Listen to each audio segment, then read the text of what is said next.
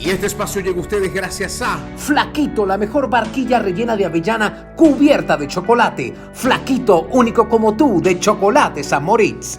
Café Amanecer, aroma y sabor en nuestra presentación premium café molido envasado al vacío, hecho con calidad, tradición y pasión. Café tan bueno como su gente.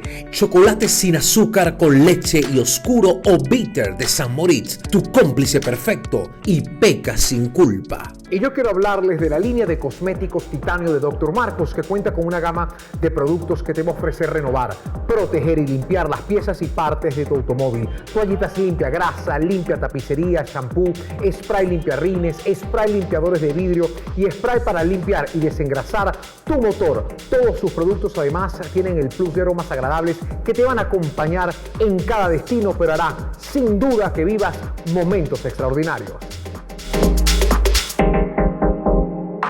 Hammer trae el día a la noche con su línea Hammer Automotriz. Su amplia y variada gama de opciones crece con los Night Power Laser LED, con mayor ahorro, pero sobre todo energía y duración. Viaja seguro con la iluminación del futuro que solo Hammer Automotriz puede ofrecer. Somos Cargo Élite, envía con nosotros, somos rápidos, seguros y confiables. @Cargo Élite Europa. Dunga, con hierro y vitaminas, te llena de poder y de sabor. Dunga viene en 3 sabores: chocolate malteado, chocolate blanco y de leche. Dunga, perfecto para tus antojos y meriendas. Tamara Adrián es una abogada venezolana con gran prestigio y renombre internacional. Fuera de su país es considerada como una referencia de gran importancia debido a sus aportes en temas de derechos humanos y sobre todo por representar en diversas tribunas y debates globales la batalla en pro de los derechos de la población LGBTIQ. En Venezuela su lucha la ha obligado a ser totalmente visible, convirtiéndose en la primera diputada transgénero, enfrentándose hacia una sociedad y unas leyes que le han negado su propio derecho a la identidad. Ahora, ¿en qué lugar está Venezuela en materia de derechos humanos? ¿Dónde quedaron las leyes a favor de la comunidad LGBTIQ? ¿Cuáles son esos temas en agenda y en debate en tribunas internacionales? ¿Y por qué Venezuela parece estar alejada de ellos? Hoy con nosotros Tamara Adrián, hablando como dicen, claro y raspado.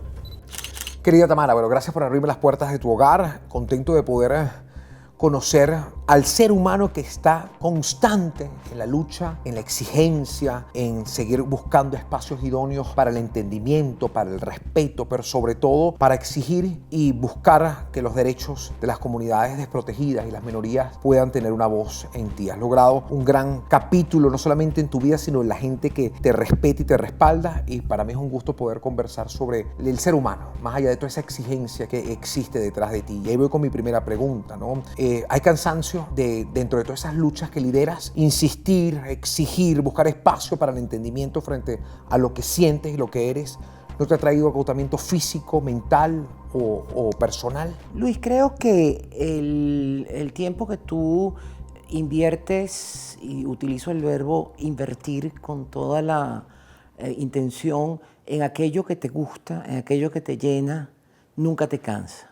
Eso no quiere decir que no haya momentos de agotamiento físico, porque en algunas ocasiones son muchas las tareas una detrás de las otras, pero es cuando tú realizas aquello que te gusta, pues en el fondo no te cansa en el sentido. A mí lo que me cansa son las labores repetitivas, y como todo lo que yo hago es siempre creativo, desde el punto de vista legal, desde el punto de vista de derechos humanos, buscando nuevas salidas, buscando nuevas ideas, haciendo nuevos análisis.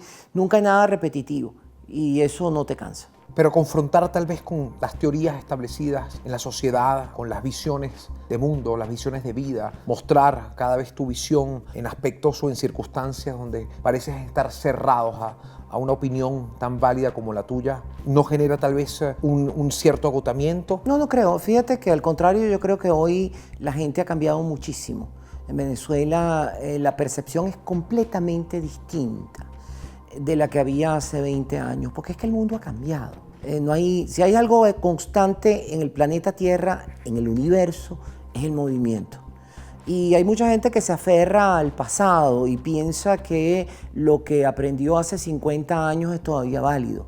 Yo soy de las personas que cada día me despierto cuestionándome sobre cualquier conocimiento y cualquier creencia que haya tenido, destruyendo mi piso de conocimientos y de creencias para ver con aquello que hay novedoso, nuevo, o mi nueva interpretación sobre la realidad, llegar a una nueva verdad transitoria. Porque hay algo que siempre pienso, nadie tiene el monopolio de la verdad y tú tienes verdades transitorias. Llega un momento en el cual estás convencida de algo hoy, pero probablemente ya mañana no lo estés. Yo recuerdo que, y rindo homenaje a dos profesores míos, al padre Olazo, por un lado, y a el profesor Jean Aimard de la Universidad de París, que ambos tuvieron respuestas similares a preguntas que yo le hacía cuando era alumna de ellos, en el sentido de que le hacía una pregunta y le decía,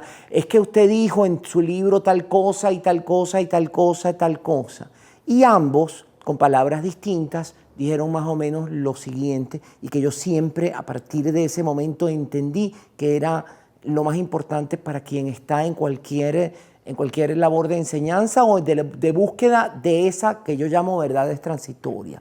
Decía, no, yo cuando escribí eso creía eso, pero hoy en día mi interpretación de esa realidad es esta y esta y esta y esta. Interesante. Y cuando tú te aferras a algo como inamovible, como inconmutable, como imposible de cambiar, pues estás errado. Aunque tengas la razón, estás errado. Porque no hay nada que sea inmutable, no hay nada que sea inconmovible, no hay nada que sea eterno. Y bueno, quienes creen en Dios creerán que Dios es eterno, es ser eterno, pero si todo se mueve en el universo, también ese Dios se mueve. Justamente hablando de Dios, de las religiones, de la fe, de las creencias, ¿en qué se refugia Tamara en su intimidad? ¿En qué cree y en qué, sobre todo en quién cree? Esa es una pregunta súper importante, Luis, porque desde muy temprano, de nuevo, el padre Luis María Olazo me introdujo a los escritos de Teilhard de Chardin. Teilhard de Chardin fue un padre jesuita que pasó una gran parte de su vida en China. Y dentro de sus escritos está uno muy interesante que es el medio humano y otro que se llama el medio divino. Pero una de las cosas que él decía era la siguiente: las religiones te atan y te vuelven esclavo. La espiritualidad te libera. Porque él se convirtió en alguien que tenía una visión ecuménica, que no le negaba el derecho a la espiritualidad y a creer a nadie. Porque fíjate que una de las cosas que tienen, y ahora los talibanes lo vemos con este asunto, pero no solamente los talibanes, fueron también los miembros de la Iglesia Católica en el tiempo de la Inquisición, o fueron que niegan la dignidad de otras personas y de otras religiones.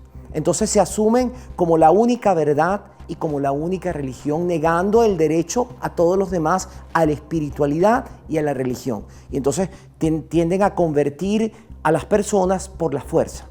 De nuevo, llevando a Teilhard de Chardin, creo que soy una persona espiritual, pero como lo fue Teilhard de Chardin, como lo fue inclusive el padre Luis María Olazo, soy una persona ecuménica y una persona que piensa que las religiones atan y que la espiritualidad libera. Sin duda, volviendo a lo que conversamos antes, hay un reconocimiento público de intelectuales, de profesores, de tus alumnos. Nadie discute lo comprometida con las leyes, tus interpretaciones. Eres una mujer que toma referencias con mayor contundencia y vives constantemente, y te veo así con todo el respeto, siempre con una ley en la mano, con un espíritu de poder defender tu criterio a base de lo que has investigado y estudiado. Ahora mi pregunta va: ¿cuándo le dedicas tiempo a tu vida personal? ¿Tu lucha no te ha acaparado el 100% de tu vida? Nunca. Creo que el tema familiar es siempre importante. El tema de los amigos también es importante. En tiempos de pandemia ha sido más difícil. El tema de los amigos se han convertido en amigos virtuales en muchas ocasiones. Y con la diáspora el tema también se ha complicado. Si yo saco la cuenta de cuántos amigos tengo en Venezuela y cuántos amigos tengo en el extranjero, gana por largo los que están fuera, frente a los que están en Venezuela. Pero yo creo que eso pasa con prácticamente todas las personas y todas las familias. Inclusive en mi generación, porque sé que es mucho peor con la generación más joven. Mi socia en la oficina me dice muchas veces, mira, es que de las que se graduaron conmigo en el colegio, no queda sino una en Venezuela. Y de los que se graduaron en la universidad, quedan muy poquitos, quedan como 5. Y entiendo que es mucho más duro para esa generación que hoy tiene 40 años, pero inclusive debe ser mucho peor para la que tiene ahorita 20 y pico de años.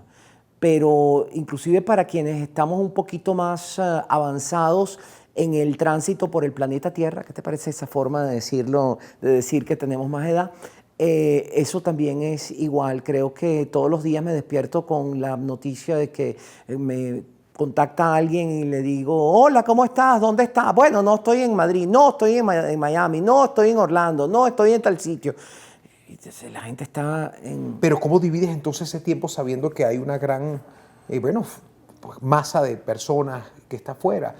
¿Le dedicas tiempo a tu vida personal? Claro, íntima? siempre. Yo desde hace bastante tiempo tomé algunas decisiones, porque sí, se me vino el mundo encima por allá en el 2012, 13, 14, cuando llegué a viajar 50 veces por año, es decir, una vez por semana técnicamente, y tomar más de 100 y pico de vuelos por año. Fue agotador y era un periodo bastante difícil para combinar el ámbito familiar y el ámbito académico y el ámbito personal. Todos ellos era bastante difícil. Pero fíjate que una de las cosas que hicimos, de los pactos que llegamos a convenir, fue: mis fines de semana son sagrados.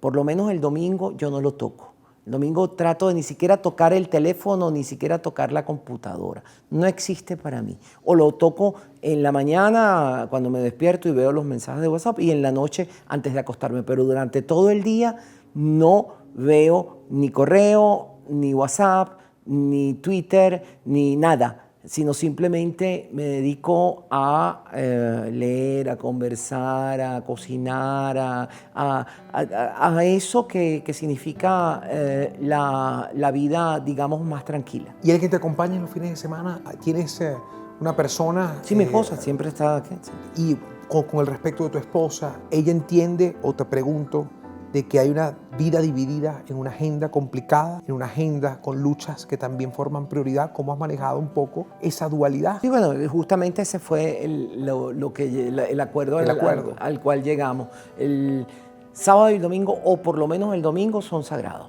¿Cómo se entiende un poco el tema de la esposa? Cuando hablamos de esposa, es una mujer, ¿no? Hay gente que todavía tiene un poco confusos los conceptos, ¿no? De nuevo, gracias por la pregunta. Una cosa son las orientaciones sexuales, es decir, quién te gusta a ti para convivir, y otra cosa son las identidades de género, es cómo tú te sientes. Es decir, una mujer lesbiana es una mujer, un hombre gay es un hombre, tiene una identidad de género, en este caso femenino o masculina. Una persona transidéntico tiene o una identidad femenina o una identidad masculina, pero su orientación sexual es o predominantemente heterosexual, es decir, le gustan las personas del otro género, o predominantemente lesbiana o gay, o bisexual. Y de hecho lo discutíamos en estos días en una reunión online donde acaba de salir un nuevo estudio en estas semanas pasadas sobre el incremento de la tendencia, por lo menos del reconocimiento, porque yo creo que eso siempre existió, de personas que se declaran heterosexuales a explorar su sexualidad de manera homosexual. Y entonces, en las últimas encuestas,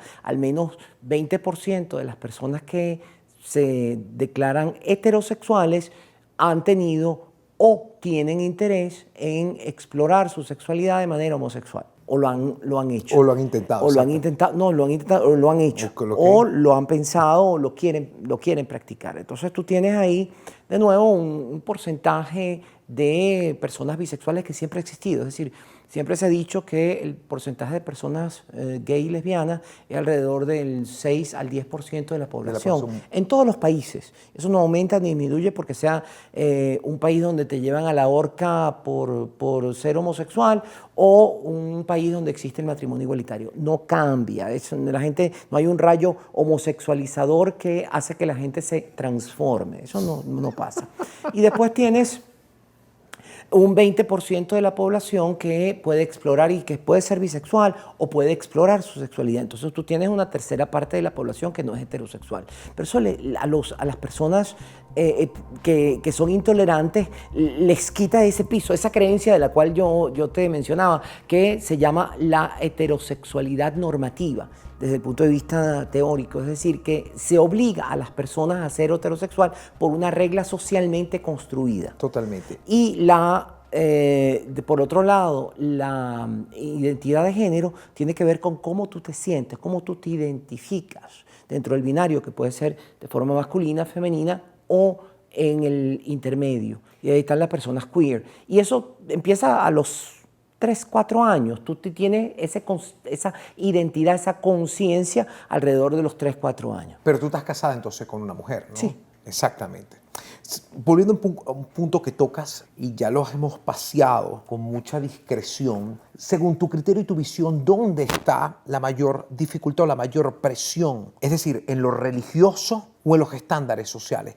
¿Dónde está, según tu criterio, Tamara, el mayor conflicto, el muro? La heteronormatividad es la heterosexualidad normativa de la cual hablaba. Todo el mundo tiene que ser heterosexual. Y la cisnormatividad significa que tu genitalidad determina tu identidad. Es decir, que si tienes la genitalidad masculina, tienes identidad masculina, y si tienes genitalidad femenina, tienes identidad femenina, dejando por fuera a las personas trans y a las personas intersex, que sumadas son como el 3% de la población mundial. También eso no aumenta ni disminuye dependiendo de los países. Pero decía Foucault que hay 3 patas de esa mesa que mantiene la organización patriarcal, que son, por un lado, la medicina, a través de sobre todo la psiquiatrización que ha caído en desuso gracias a los activismos. Entonces la homosexualidad, por ejemplo, se depatologizó en el año 1989 y la transexualidad no vino a ser sino en el año 2019. Entonces tú tienes una primera pata que es la medicina, decir la gente está enferma. Una segunda pata que es la religión. Entonces, como con la religión es una creencia, entonces yo digo, yo tengo una línea directa de comunicación con Dios y Dios entonces me dijo por teléfono que tal cosa y tal cosa y tal cosa. Son incuestionables, son conceptos incuestionables, porque cada quien tiene derecho a comunicarse con Dios por vías directas y con su propio teléfono. Pero eso no te da derecho a ti a que lo que tú oíste por esa vía con tu propio teléfono sea la regla de vida para todo el resto de los mortales. Pero ese es el segundo tema. La tercera pata que se ha establecido es la policía social. La policía social eres tú, soy yo, soy cada quien cuando te dice, ay, pero tú, ¿por qué te vistes así? ¿Tú no crees que si te pusieras... ¿Por qué tú crees que esa es la policía social, que tiende a detectar cualquier disidencia respecto de las estructuras de género normativas y te dice tú no te puedes comportar así porque no estás dentro de los estándares? Y la policía social, como una especie de síndrome de Estocolmo colectivo, somos todas y todos, porque somos prisioneros de la estructura de género y al mismo tiempo nos convertimos en guardianes y hasta el punto de que casi la justificamos. O a mucha gente la justifica. Y finalmente está la ley. Y recordemos que en 70 países del mundo está criminalizada, por ejemplo, la homosexualidad.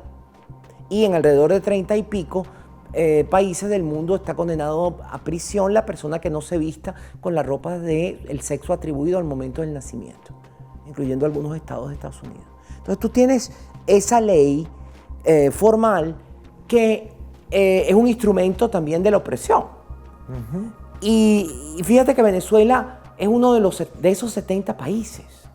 ¿Dónde está la falla entonces? Socialmente en Venezuela, ¿dónde tú piensas que hay que atacar de forma inmediata o concientizar de forma inmediata, Tamara? Mi opinión es que nosotros no hemos podido hablar de los temas del siglo XXI en Venezuela. Nos hemos quedado enfrascados en una discusión inducida de socialismo, capitalismo, que también es falsa y que está totalmente desfasada en el tiempo. Una discusión que a comienzos del siglo XIX o finales del siglo XVIII podía haber tenido alguna relevancia, que todavía la pudo tener hacia mediados del siglo XX en algunos estratos, pero que ya hoy en día es absolutamente superflua. ¿Por qué? Porque ha sido demostrado que todos los regímenes que han pretendido establecer algún sistema socialista o comunista, lo que han creado es una gran miseria. Y entonces, lo que se distribuye es miseria. Para tú poder lograr que las personas mejoren, tienes que tener el mayor grado de desarrollo posible. Pero ese también puede ser muy injusto, porque puede dejar atrás a algunas personas por condiciones, por barreras de tipo legal, de tipo social o de tipo cultural o de tipo educativo. Y entonces tú tienes que lograr un equilibrio muy precario, casi como el que está en la cuerda floja, entre desarrollo e inclusión. Y entonces el paradigma de desarrollo con inclusión y el eslogan de los objetivos del desarrollo sostenible, que nadie sea dejado atrás por una causa social, cultural, educativa, legal, que le impida el pleno desarrollo, es el objetivo que tienen los estados, porque solo en la medida que tú creas riqueza puedes repartir riqueza. Si tú no creas riqueza, lo único que puedes repartir es pobreza. Y lo que estamos viviendo en Venezuela es la consecuencia de eso. Nuestro Producto Interno Bruto cayó a niveles del año 36 con una población que es 30 veces, éramos 3 millones de habitantes en aquel tiempo. Hoy en día somos unos 30 millones, no sabemos cuántos somos. Sabemos, por ejemplo, que el trabajo de la mujer ha caído 20 puntos porcentuales, la participación de la mujer en el trabajo activo. Eso es terrible. O sea, quiere decir que la brecha de género, en lugar de disminuir, ha aumentado por la falta de inclusión laboral de la mujer. No hemos hablado de los temas de las barreras. Por ejemplo, al no hablar de la diversidad sexual en las escuelas, encontramos que el nivel de suicidio y el nivel de deserción escolar es el más alto prácticamente de la región. Y que en un estudio que hice en el 2009, personas que viven en otros países, LGBT que viven en otros países, estiman que en el lugar donde están, la discriminación es en promedio 25%, es decir, alrededor del 75% menos de la que sufrían cuando estaban en Venezuela. Entonces, el problema es que no hemos podido hablar de los temas del siglo XXI y tampoco hemos podido, por supuesto, si no hemos hablado, no hay políticas públicas, no hay políticas públicas de inclusión de las personas LGBT, no hay políticas públicas de inclusión de las mujeres, no hay políticas públicas real de inclusión de las personas con discapacidad, no hay política pública real de inclusión de los adultos mayores en el ámbito productivo o con una pensión digna, no hay una política pública real de desarrollo de niños, niñas y adolescentes en el ámbito educacional en líneas generales. Entonces nos estamos disolviendo como país. Volviendo un poco a lo que haces en tu actividad de leyes, en el reconocimiento incluso que has obtenido internacionalmente como una gran vocera de las comunidades, las minorías y sobre todo a quien representas, a la comunidad LGBT, ¿tú sientes que en Venezuela hemos sido mezquinos con tu reconocimiento, con tu labor? ¿Por qué en Venezuela tal vez no hay una cierta... un cierto crédito del que normalmente otros países te reconocen? ¿Cuál es tu interpretación? ¿Lo mismo esos años de avance en el mundo y esos años de retroceso en Venezuela? Yo creo que es la misma razón. que no hemos podido hablar de los temas del siglo XXI. Y entonces no entendemos lo que son las luchas. Fíjate que, ¿cuál es el paradigma del siglo XXI? Si todas las personas en el planeta Tierra somos distintas, todos somos minorías. ¿Por qué somos minorías? Porque tú eres periodista. ¿Cuántas personas son periodistas? Porque tú tienes tal experticia o tienes tal otra. Porque te gusta el tenis o porque practicas tal deporte, eres otra minoría. Porque entonces tienes intereses, lo que se crea son comunidades por intereses. Y las comunidades por intereses, sobre todo en un tiempo de virtualidad, no tienen espacio ni tienen un lugar fijo. Tú puedes tener una comunidad por intereses con una persona que está ubicada, puede estar constituida por unas personas que están en África del Sur, por unas personas que están en Japón, por unas personas que están en Uganda, por unas personas que están en Estados Unidos y por unas personas que están en Venezuela, porque todas estas personas tienen un interés común sobre un determinado aspecto y crean una comunidad por intereses. Entonces, ese es uno de los aspectos que ha cambiado el mundo.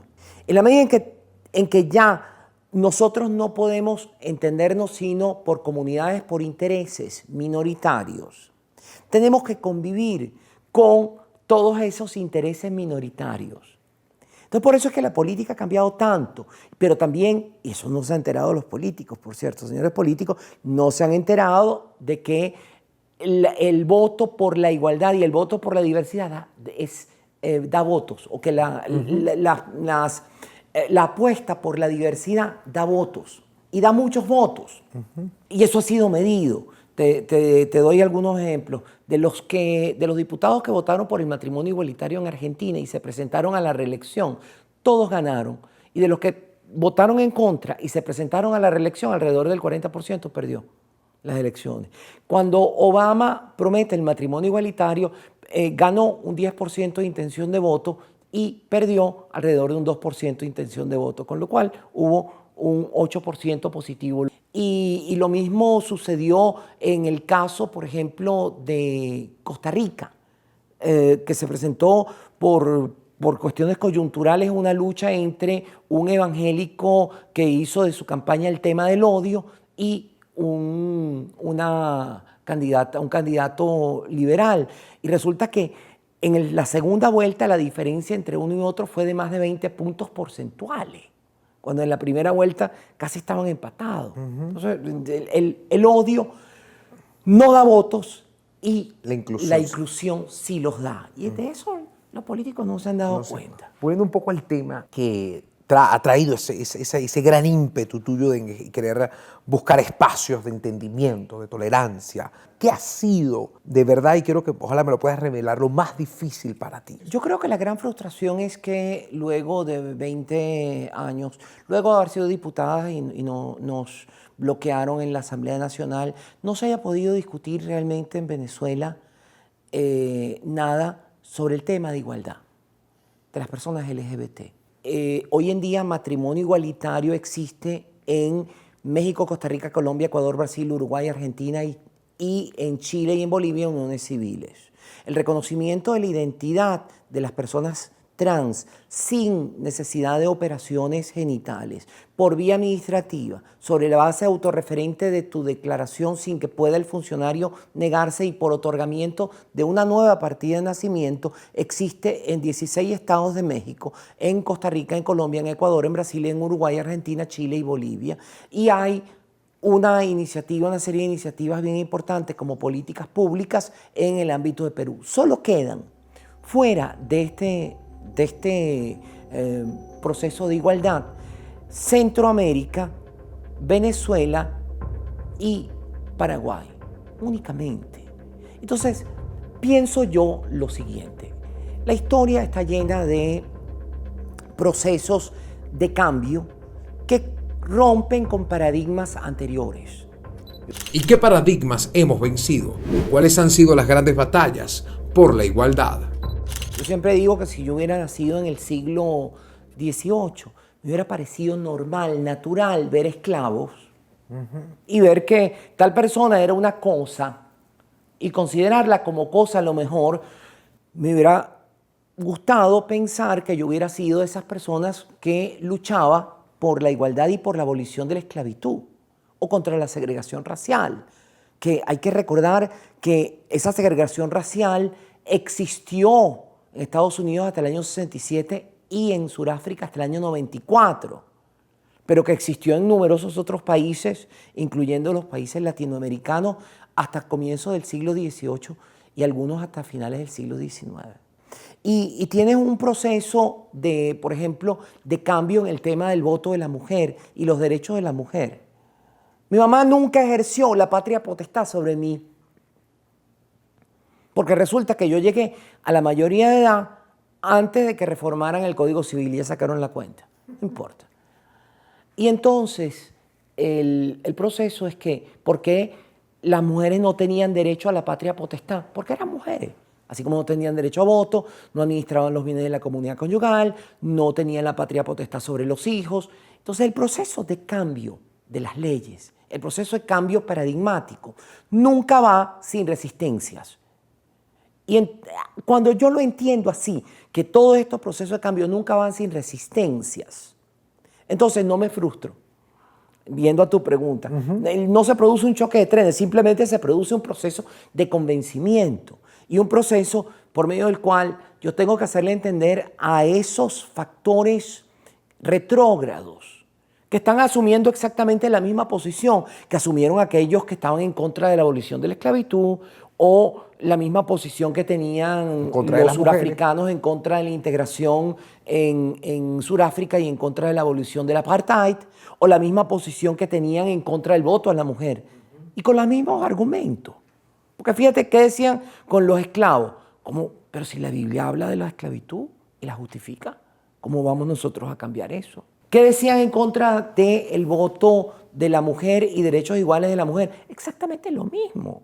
Es que el Corán, es que la Biblia dicen que son diferentes y en consecuencia, pues las leyes humanas no pueden darle los mismos derechos. Lo que están haciendo los talibanes ahorita en restableciendo lo que hicieron hace 20 años de prohibirle a niñas que vayan a los colegios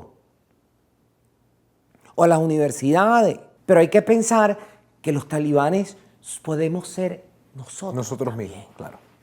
Es decir, que la gente dice que los talibanes están allá en Afganistán. No, los talibanes pueden estar aquí también. Quizás no se llaman talibanes, pero son exactamente lo mismo. Porque lo único que hacen es decir, lo que yo pienso es esto, y todos los que están fuera de mí tienen que hacer lo que yo ordeno y pienso o creo. Es decir, que el resto de las personas tiene que amoldarse a lo que yo pienso, por lo cual le estoy quitando su dignidad y su libertad.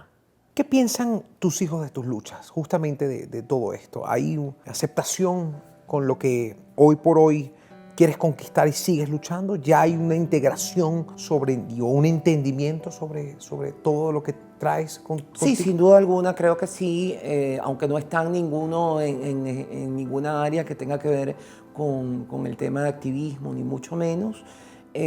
Sí están involucrados en el proceso creativo todos, y en el proceso creativo se encuentran con situaciones en las que les ha sido sumamente útil el tema de entender la diferencia. Por ejemplo, Andrea, que compone música electrónica, justamente uno de los proyectos que tiene en este momento, que está realizando, incluye a una chica trans que es inglesa en el tema de la música electrónica, y nunca fue pedido, simplemente se dio así por el proceso de integración de quienes financiaban el proyecto de creación de esa obra musical, y una chica que es feminista canadiense. Entonces, creo que de alguna manera eso no se hubiera podido dar si ella no hubiera pasado por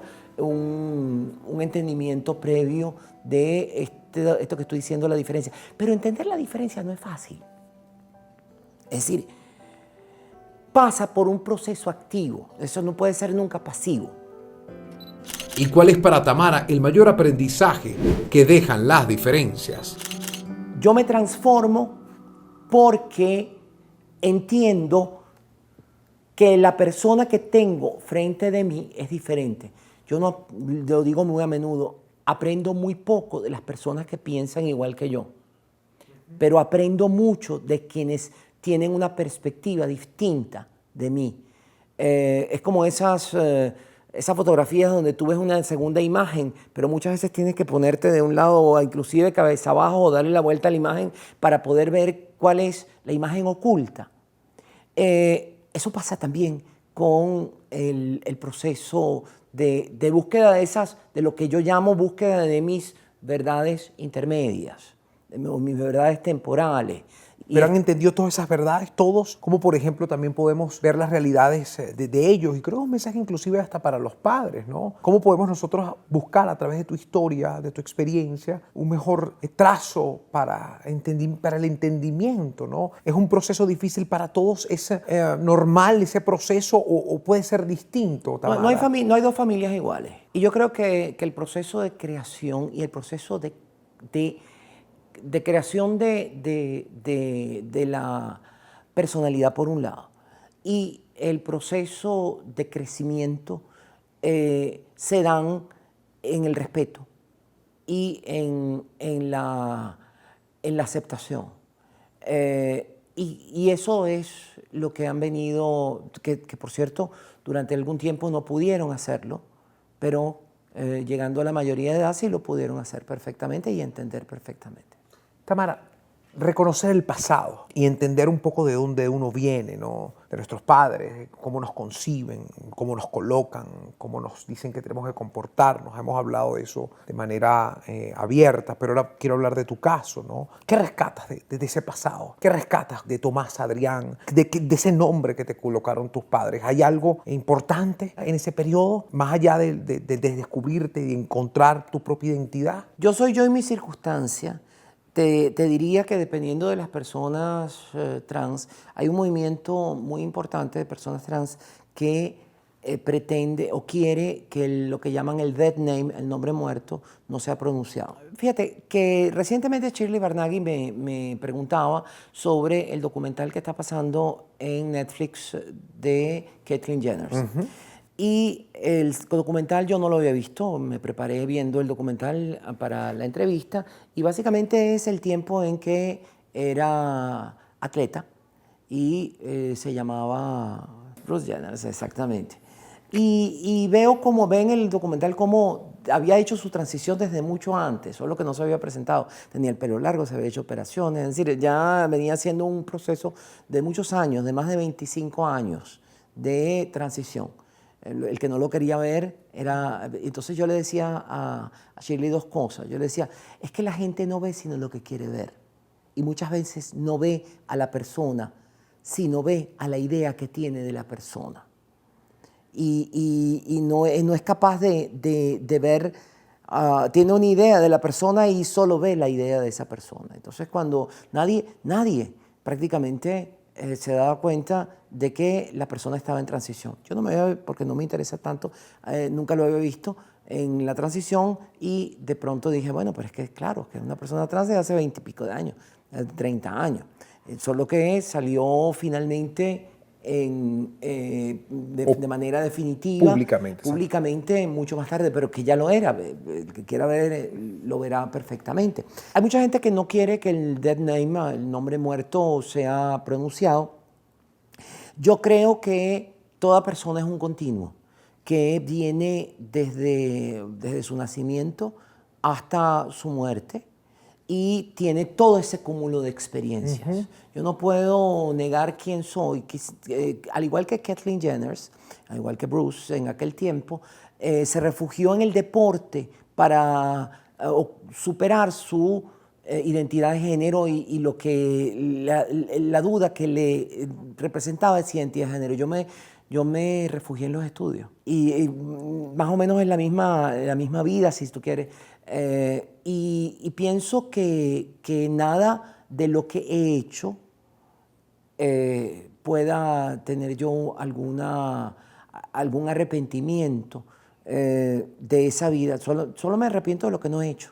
Un poco sobre la búsqueda de respuestas sociales, ¿no? Creo que hay siempre un nuevo ataque. Y quiero hablar ahora sobre cómo te cubres? ¿O cuál es la respuesta frente a la cantidad de cosas que pueden suscitarse frente a alguien que no acepta la verdad, o tu verdad, Tamara, o la verdad de ustedes como comunidad? Ahora, hay una pregunta que es, no sé si viene en torno de lo religioso, en torno de lo social o en torno de la medicina, como me hablabas de estas tres patas de esta mesa. Y la ley. Y la ley. Sí. La ley, porque la ley puede criminalizar, pero la ley puede negar derechos. Es decir, la ley al negar el matrimonio igualitario, la ley al negar el derecho a la identidad, que son hombres en realidad los que niegan, en realidad lo que están es vehiculando esa estructura de poder.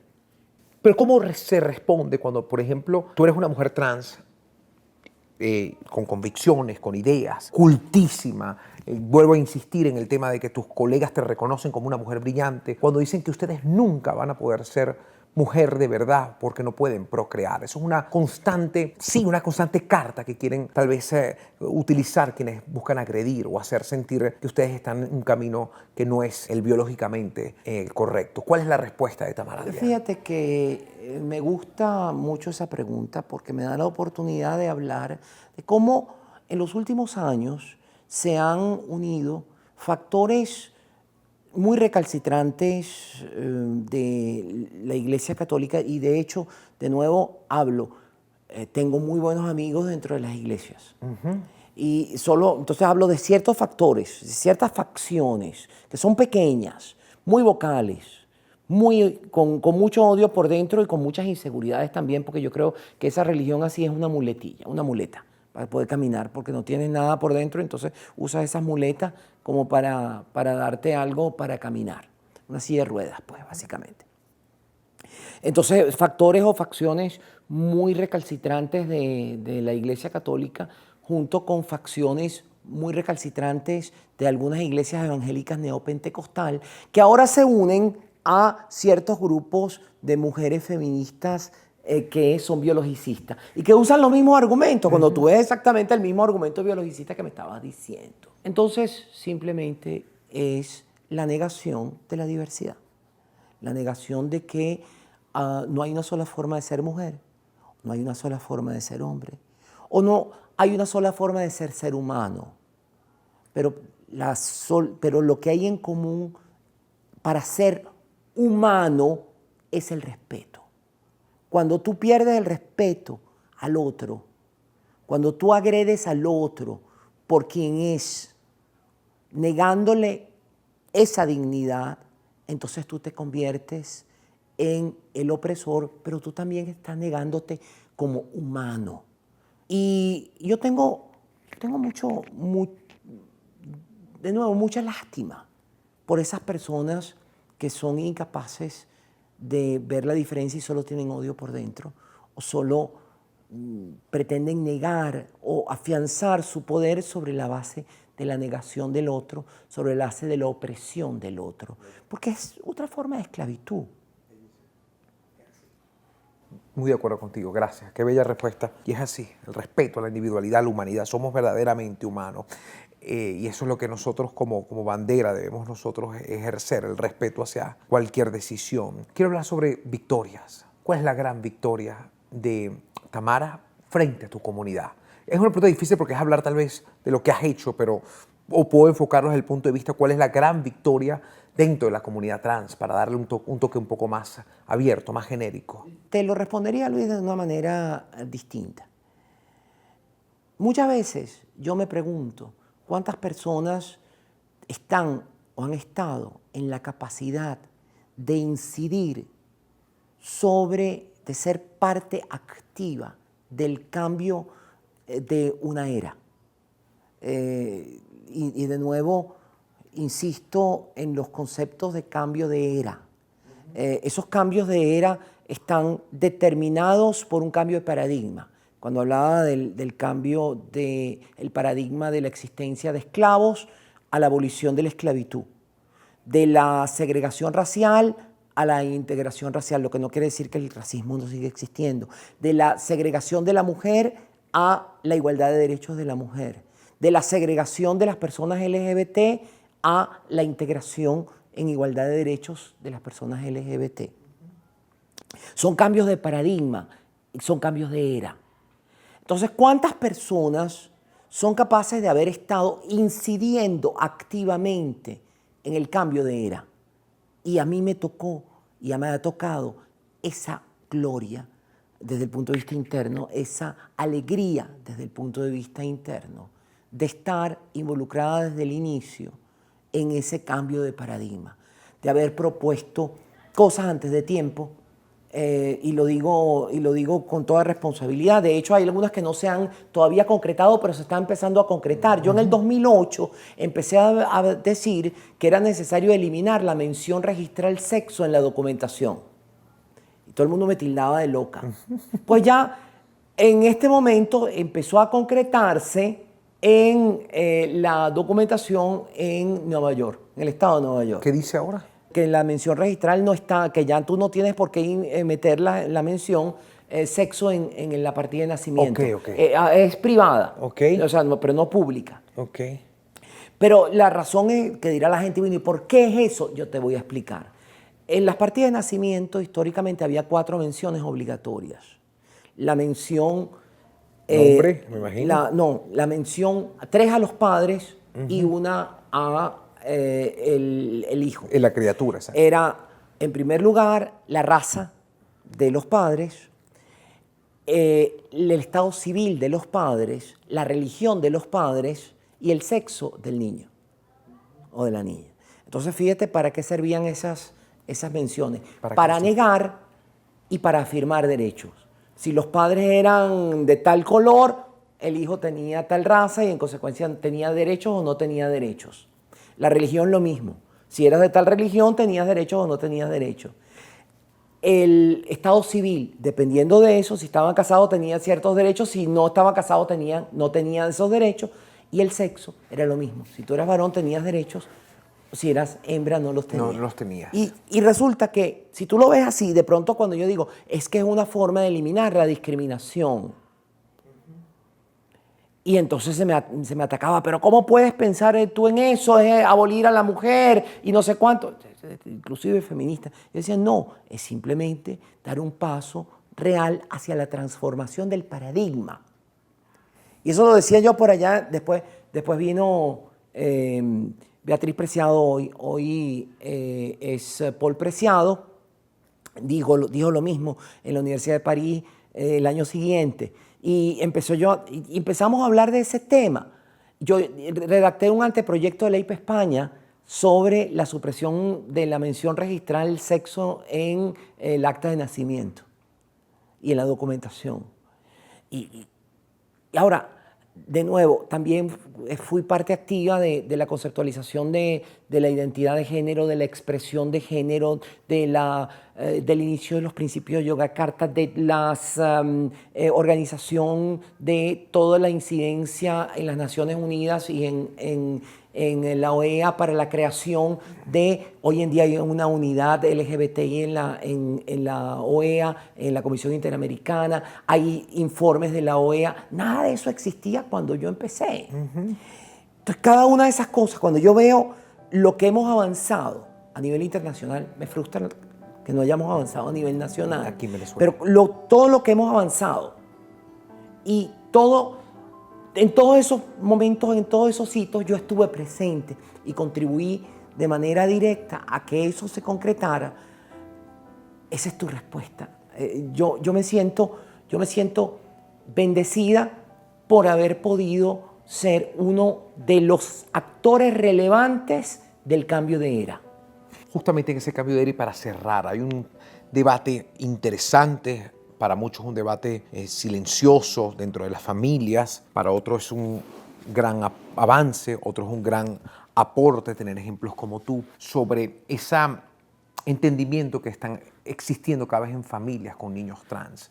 Hay como una, no quiero decir apertura, pero no sé si es el término correcto, pero hay como una cierta conciencia, hay una cierta noción ya de que el niño ya a los 3 años puede empezar a sentirse identificado con lo que es. ¿Cómo ves y cuál es el mensaje de esos padres que sin duda por temas sociales, legales, políticos y biológicos o científicos o por los médicos se ven de una otra manera contrariados? ¿Cuál es el mensaje de esos padres? Mira, niños y niñas que manifiestan una inconformidad con es decir, entre su sexo biológico y la identidad de género, no tienen que ser sometidos a ningún tipo de tratamiento, simplemente al amor.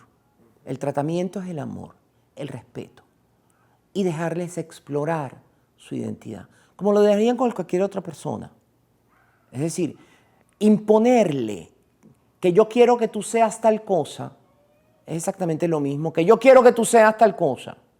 Yo quiero que tú juegues fútbol. A mí no me gusta el fútbol. Yo te impongo y te llevo bueno, vas a ser profundamente infeliz.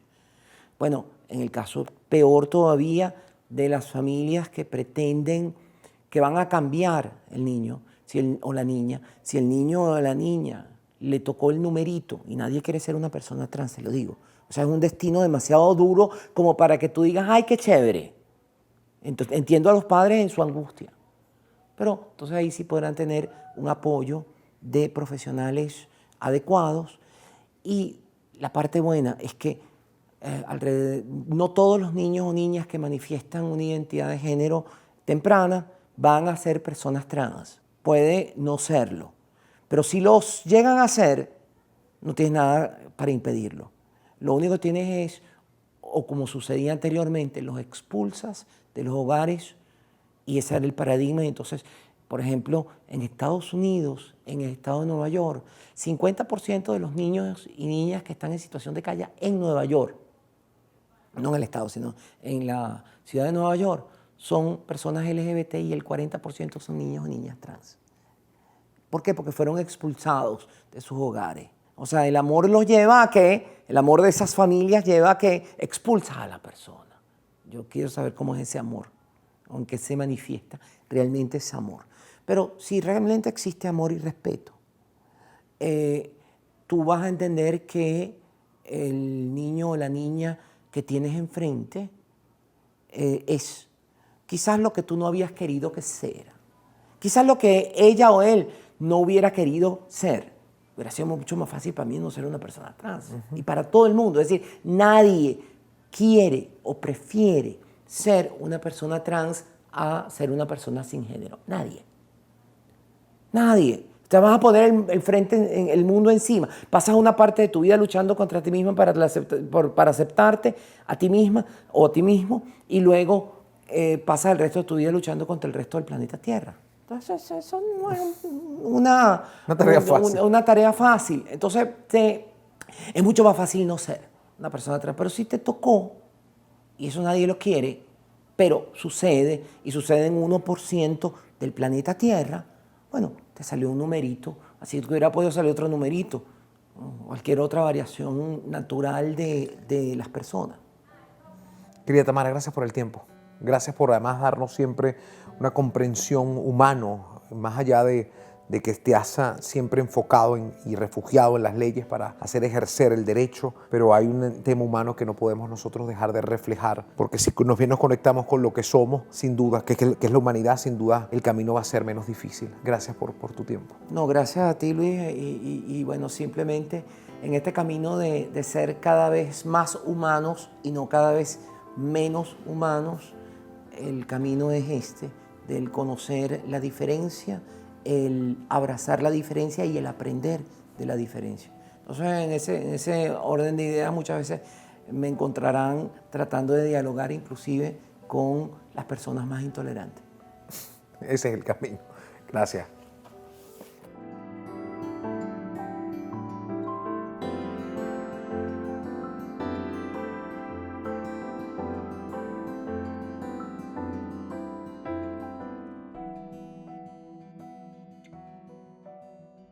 Y este espacio llega a ustedes gracias a Flaquito, la mejor barquilla rellena de avellana cubierta de chocolate. Flaquito, único como tú, de chocolate St. Moritz. Café Amanecer, aroma y sabor en nuestra presentación Premium Café molido envasado al vacío. Hecho con calidad, tradición y pasión. Café tan bueno como su gente. Chocolate sin azúcar con leche y oscuro o bitter de St. Moritz. Tu cómplice perfecto y peca sin culpa. Y yo quiero hablarles de la línea de cosméticos titanio de Dr. Marcos, que cuenta con una gama de productos que te va a ofrecer renovar, proteger y limpiar las piezas y partes de tu automóvil. Toallitas limpia grasa, limpia tapicería, shampoo, spray limpia rines, spray limpiadores de vidrio y spray para limpiar y desengrasar tu motor. Todos sus productos además tienen el plus de aromas agradables que te van a acompañar en cada destino, pero hará sin duda que vivas momentos extraordinarios. Hammer trae el día a la noche con su línea Hammer Automotriz. Su amplia y variada gama de opciones crece con los Night Power Laser LED, con mayor ahorro, pero sobre todo energía y duración. Viaja seguro con la iluminación del futuro que solo Hammer Automotriz puede ofrecer. Somos Cargo Élite, envía con nosotros, somos rápidos, seguros y confiables. @CargoElite Europa. Dunga, con hierro y vitaminas, te llena de poder y de sabor. Dunga viene en 3 sabores: chocolate malteado, chocolate blanco y de leche. Dunga, perfecto para tus antojos y meriendas. En exclusiva, Momentos. Toda la verdad. Y los invito a mi canal de YouTube para que conozcas historias contadas de otra manera. Suscríbete a mi canal y activa las notificaciones.